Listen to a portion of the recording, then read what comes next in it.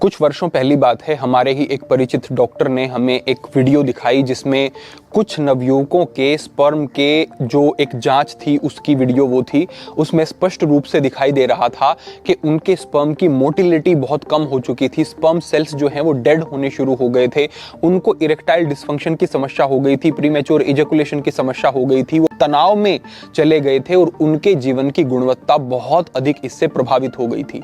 उस डॉक्टर ने, जो हमारे परिचित थे, हमें बताया कि ये ड्रिंक भी नहीं करते हैं, स्मोक भी नहीं करते हैं, दूसरी कोई ऐसी लत भी इन्हें नहीं है, लेकिन फिर भी इस तरीके की स्थितियां क्यों बन रही हैं।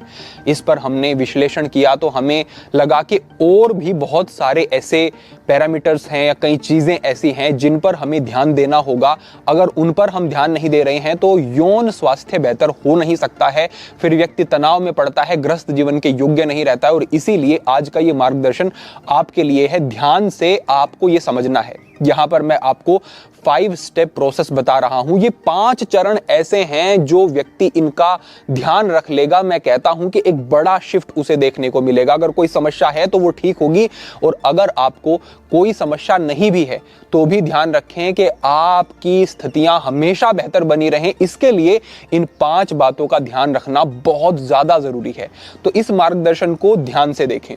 आगे बढ़ने से पहले 2 आग्रह हैं। सबसे पहला ये कि इस मार्गदर्शन को अन्य बंधुओं तक भी साझा करें, जिससे कि ये अवेयरनेस लोगों में फैल सके और वो अपने धन को भी बचा सकें और अपनी मानसिक स्थिति को भी ठीक रख सकें। दूसरी बात, डिस्क्रिप्शन में टेलीग्राम ग्रुप और व्हाट्सएप चैनल का लिंक दिया गया है। और बेहतर तरीके से हम जुड़ें और निरंतर आपको बोध संदेश और अच्छी जानकारी मिलती रहे, इसके लिए इन दोनों स्थानों पर भी आप अवश्य जुड़ें। अब हम आगे बढ़ते हैं और क्रम से हम एक एक करके इस पूरे विषय को समझते हैं। यहां पर जो सबसे पहली बात है वो ये है कि आपको मीठा छोड़ना होगा। अक्सर हम समझते हैं कि मीठा ही तो है, कोई इतना हानिकारक नहीं है, लेकिन आप समझ लें कि जब आप मीठा खाते हैं तो उसके थोड़ी देर के बाद ही आपके टेस्टोस्टेरोन हार्मोन का लेवल 25% तक कम हो जाता है, जो कि अपने आप में एक बड़ा नंबर है। अब जब इतना टेस्टोस्टेरोन कम होगा तो अनेक प्रकार के शारीरिक प्रभाव आपको होने लगेंगे। हालांकि आप शारीरिक रूप से सक्षम थे, लेकिन निरंतर ये जो मीठा प्रयोग कर रहे हैं हानिकारक है और आपको लगेगा कि आपके शरीर में समस्या है। साथ ही निरंतर मीठा खाने से आपके शरीर में लेप्टिन हार्मोन का लेवल असंतुलित होना शुरू हो जाता है, और ये जो लेप्टिन हार्मोन है ये ही संकेत भेजता है कि टेस्टोस्टेरोन हार्मोन बनाना है या फिर नहीं। जब ये लेप्टिन हार्मोन का असंतुलन निरंतर बना रहता है तो टेस्टोस्टेरोन हार्मोन का संतुलन भी अच्छा नहीं रह सकता, और जब टेस्टोस्टेरोन हार्मोन ठीक से नहीं रहता है शरीर में तो आपको लो लिबिडो जैसी स्थिति बनती है, यानी कि काम इच्छा की कमी। अब आप कहेंगे कि काम इच्छा की कमी होना तो अच्छी बात है। नहीं, देखिए, अगर काम इच्छा की कमी आपके अपने निर्णय से हो रही है, आपके चुनाव से हो रही है, आपके नियंत्रण से हो रही है, संयम से हो रही है और एक आपसी समझ से हो रही है तो बेहतर है। लेकिन अंदर से इच्छा है, आवश्यकता है, लेकिन फिर भी अगर इच्छा नहीं है तो ये आपको तनाव में डालेगी, ये ठीक नहीं है, और ये स्थिति बनती है लो टेस्टोस्टेरोन लेवल के कारण। दूसरी बात ये कि आपके शरीर में मांसपेशियां कम होती चली जाती हैं और फैट आपके शरीर में बढ़ता चला जाता है, क्योंकि टेस्टोस्टेरोन रिस्पॉन्सिबल है मांसपेशियों के सही विकास के लिए। साथ ही आपका स्टेमिना भी घटना शुरू हो जाता है, आप जल्दी थकने लगते हैं और आपको प्रीमेच्योर इजैकुलेशन की समस्या का सामना भी करना पड़ेगा। साथ ही जब निरंतर मीठे का प्रयोग किया जाएगा तो आपकी जो ब्लड वेसल्स हैं उनकी इलास्टिसिटी कम हो जाती है, वो कड़ी संकरी होनी शुरू हो जाती हैं, जिसकी वजह से आपके जननांगों की तरफ ब्लड का सर्कुलेशन ठीक तरीके से नहीं रहता है, और इसकी वजह से आपको एडी की समस्या देखनी पड़ेगी, नपुंसकता की तरफ जाएंगे और आपको उससे काफी समस्याएं फिर होंगी। तो देखिए, केवल मीठा छोड़ने से आप अपने स्वास्थ्य को बहुत बेहतर कर सकते हैं। अगर आपको मीठा कुछ मात्रा में प्रयोग करना है तो देसी गुड़, देसी खांड और शक्कर का प्रयोग करें, वो भी कम मात्रा में तो ठीक है। बाकी अधिक मीठे का प्रयोग करना, बहुत अधिक दिन में मीठा खाना, ये ठीक नहीं होगा। इस बात का ध्यान रखना होगा। ये हमारा पहला विषय था। अब दूसरे विषय को आप समझें, यह है कि आपको तनाव से बचना है। आज के समय में जो कॉर्पोरेट लाइफ में लोगों की देखता हूं, वो अधिकतर लोग अपने काम से खुश नहीं होते, अपनी नौकरियों से खुश नहीं होते, और आपके जीवन का अधिकतर हिस्सा आपका काम होता है। तो जब आप अपने काम से खुश नहीं हैं तो समझे आप अपने जीवन से खुश नहीं हैं। ऐसी स्थितियां जब बनती हैं तो उसके कारण स्ट्रेस व्यक्ति का बहुत बढ़ने लगता है। तनाव बढ़ता है तो कोर्टिसोल हार्मोन का लेवल बढ़ने लगता है, और कोर्टिसोल हार्मोन का लेवल बढ़ता है तो ये टेस्टोस्टेरोन को दबा देता है, टेस्टोस्टेरोन का उत्पाद कम हो जाता है, और इससे भी जब आप निरंतर तनाव में रहते हैं तो कुछ समय के बाद आपको अनेक यौन समस्याओं का सामना करना ही पड़ेगा। स्ट्रेस बड़ा भारी रोल प्ले करती है यहाँ पर, इस बात का आपको ध्यान रखना होगा। साथ ही जब आप तनाव की स्थिति में होते हैं तो आपकी जो यौन क्षमताएं हैं वो अपने आप बहुत ज्यादा कम हो जाती हैं। ऐसी स्थिति में मैंने कई बार देखा है कि एक बार कोई व्यक्ति गृहस्थ जीवन में प्रवेश करता है और एक बार उसे ऐसा लग गया कि मेरी यौन क्षमता तो बहुत कम है। क्यों लगा? क्योंकि वो तनाव में था। अब ये जो तनाव में वो था, एक बार यौन क्षमता उसे अपनी बहुत कम लग गई तो अगली बार उसके दिमाग में वो तनाव बैठा रहेगा कि मैं तो योग्य नहीं हूं, मैं तो सक्षम नहीं हूं, मेरे शरीर में तो कमी है। अगली बार फिर से वही स्थिति बनेगी। हालांकि कोई कमी शरीर में नहीं थी, लेकिन वो दिमाग में बात बैठी हुई है, तो अगली बार फिर से वैसा ही होगा। और जैसे ही 3-4 बार ऐसा होता है तो व्यक्ति पूरी तरह से हताश, निराश हो जाता है, और तनाव की स्थिति में बार बार यह स्थिति बनती है। कोई समस्या ना होते हुए भी वो समस्या में पड़ जाता है, और उसका ग्रस्त जीवन आप कह लें या फिर उसकी मानसिक स्थिति और संतुलन आप कह लें, वो बिगड़ना शुरू हो जाता है। तो तनाव इसमें एक भारी रोल प्ले करता है। इस बात को आप मन में बिठा लो अच्छे से। तनाव को मैनेज करना होगा। उसके लिए योग करें, प्राणायाम करें, ध्यान करें, प्रभु नाम लें।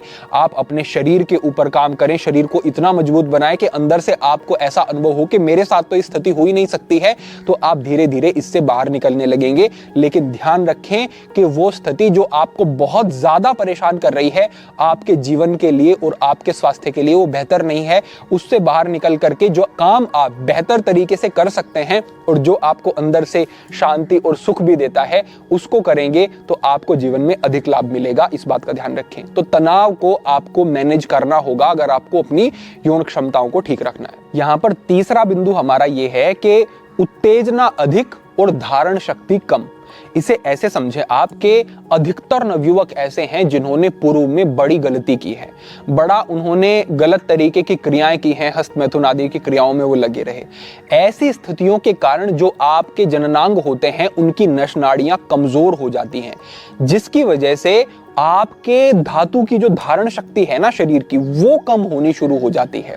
अब उत्तेजना और प्रेरणा तो अंदर से आती है, लेकिन धारण शक्ति ना होने के कारण शीघ्र पतन की समस्या, प्रीमैच्योर इजैकुलेशन की समस्या का सामना व्यक्ति को करना पड़ता ही पड़ता है। अब ऐसी स्थिति में कैसे इसको ठीक कर सकते हैं कि जो आपकी जो मांसपेशियां, नस नाड़ियां कमजोर हुई हैं, उनको दोबारा मजबूत किया जाए, सबल किया जाए, उनमें मजबूती लाई जाए। उनमें मजबूती लाने के लिए यौगिक समाधान कहता है कि आप अगर अश्विनी मुद्रा का अभ्यास करते हैं, जिसे आधुनिक भाषा में कीगल एक्सरसाइज कहा जाता है, तो ये बिल्कुल ही आपके इस स्वास्थ्य की कमी को और स्थिति को बदल करके रख देगी। इतना अधिक लाभ इसका है। इसको करना कैसे है? आपको इसको सुबह करना है, दोपहर को करना है और शाम को करना है। एक बार में 10 मिनट के लगभग का अभ्यास रहेगा, इससे अधिक नहीं। सप्ताह में 1 या 2 दिन का अंतर आप बीच में दे देंगे तो ये और अच्छा होगा। कीगल एक्सरसाइज को कैसे करना है, अश्विनी मुद्रा, वज्रोली आदि के विषय में पूरा मार्गदर्शन हमने किया है। डिस्क्रिप्शन में आपको इसके लिंक मिल जाएंगे कि कैसे ये करना है, वो आपको कर लेने हैं अभ्यास। 3 से 4 वीडियोज होंगी। बद्धकोणासन हो सकता है, दूसरे अभ्यास हो सकते हैं, तो वो एक बार देख लें। डिस्क्रिप्शन में लिंक दे दिया जाएगा। तो आप समझें कि जो आपकी पेल्विक फ्लोर की मांसपेशियां कमजोर हुई हैं, उनको दोबारा सबल करने का साधन है ये अश्विनी मुद्रा, मूलबंध और वज्रोली आदि के अभ्यास। कीगल एक्सरसाइज आप समझ लें एक तरीके से। इनको आप करें और इनसे लाभ लें, तो इससे आपके स्वास्थ्य में एक बड़ा शिफ्ट होगा। साथ ही अगर आप अन्य व्यायाम भी साथ में करते हैं, यौगिक अभ्यास करते हैं, रनिंग करते हैं, तो वो भी आपके लिए बेहतर रहेगा। वो भी आप निश्चित रूप से साथ में करें तो ये बहुत अच्छा रहेगा। ये हमारा तीसरा बिंदु है, इसका आप जरूर ध्यान रखें। अब जो हमारा यहाँ पर 4th स्टेप है जिसका ध्यान रखना है, वो है कि वीर्य को अधोगामी होने से बचा लो। ये आपको नष्ट कर देगा, मैं पक्का कहता हूं। ये क्या होता है, कैसे होता है? जब आप चिंतन करते हैं, यानी कि कामुक चिंतन आपका बना हुआ है, एक बार नहीं बनता है, एक बार बना, थोड़ी देर बाद फिर से वही चिंतन, थोड़ी देर बाद फिर से वही चिंतन, और दिन भर में पता नहीं कितनी बार आप उसी चिंतन को बार बार करते रहते हैं। जब ये स्थिति बार बार बनी रहती है तो आपके शरीर में जो धातु है वो अधोगामी नीचे की तरफ होना शुरू हो जाता है, जाना शुरू हो जाता है। और ध्यान रखना, एक बार धातु अगर अधोगामी हो जाता है तो वो शरीर में टिक नहीं सकता, रुक नहीं सकता। धातु शरीर में तब तक रुकेगा जब तक वो ठीक प्रकार से प्रवाहित हो रहा है। जब वो अधोगामी हो गया तो वो बाहर निकलेगा। बाहर निकलने के 3 माध्यम हैं, या तो धातु रोग होगा, या स्वप्न दोष होगा, या फिर आपकी उत्तेजना इतनी अधिक बढ़ जाएगी कि आप हस्तमैथुन आदि क्रियाओं में संलग्न हो जाएंगे। 3 ही तरीके बनेंगे इसके। अब अगर आप सोचते हैं कि मैं ब्रह्मचर्य का पालन करूंगा जी, मैं तो कोई क्रिया नहीं करूंगा, लेकिन आपका चिंतन अगर ठीक नहीं है तो स्वप्न दोष और धातु रोग की स्थितियां तो बनेंगी ही। तो इन स्थितियों के माध्यम से आपको ये जो धातु है आपका बाहर जाता रहेगा। इस तरीके की स्थिति बनेगी ही बनेगी। तो इसका कोई दूसरा समाधान नहीं है। जो सोचते हैं कि चिंतन पर ध्यान नहीं दे रहे हैं लेकिन ब्रह्मचर्य का पालन हो जाएगा, नहीं होगा। फिर ऐसी स्थितियां बनेंगी और आप इस मार्ग से हट जाएंगे। तो ठीक प्रकार से विचारों पर नियंत्रण करके ब्रह्मचर्य का पालन करना है। ये आपका चौथा नियम है और इसके बिना सब कुछ व्यर्थ है। ये बात ध्यान रखना। ब्रह्मचर्य के हमने नियम बताए हैं और वो भी विस्तार पूर्वक बताए हैं। डिस्क्रिप्शन में आपको एक वीडियो का लिंक मिलेगा, स्क्रीन पर भी देख सकते हैं। ये मार्गदर्शन है। इस मार्गदर्शन को ध्यान से देखना, एक एक बिंदु को लिख लेना और आपको पूरी स्पष्टता हो जाएगी कि कैसे क्या करना है ब्रह्मचर्य पालन करने के लिए। ठीक है, तो ये हमारा चौथा बिंदु है। अब अंतिम और 5वें बिंदु को आप समझें। 5वां बिंदु हमारा ये है कि वीर्य की गुणवत्ता को सुधारो।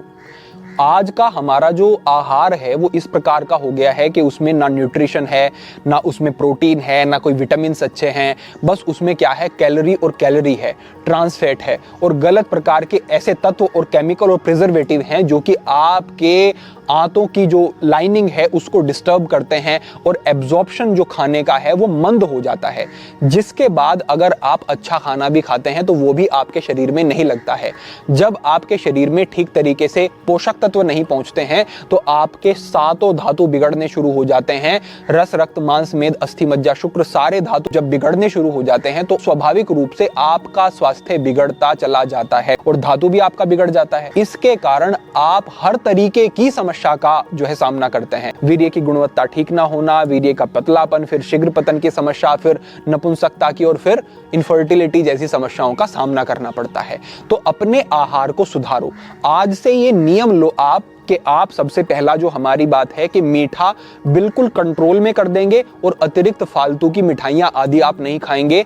आप प्रिजर्वेटिव डली हुई चीजें, डब्बा बंद चीजें नहीं खाएंगे। आप फास्ट फूड, जंक फूड नहीं खाएंगे। ये नियम लो आज से आप।